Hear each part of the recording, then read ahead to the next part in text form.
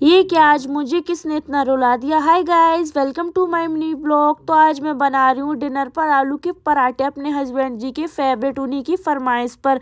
जो कि मैंने उबले हुए आलू को कर लिया अच्छे से मैश और गैस पर चढ़ा दिया तवा मीडियम फ्लेम पर। मैंने डाली थोड़ी सौंफ और थोड़ी से जीरे।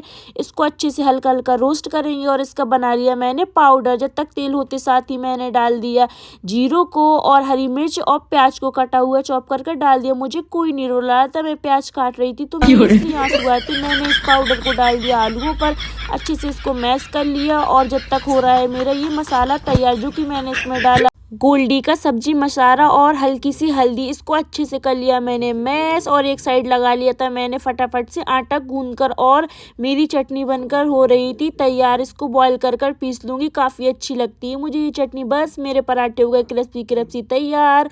अब जब तक हम लोग खा रहे हैं, आप लोग करिए मेरी वीडियो को like share and subscribe. Bye bye guys.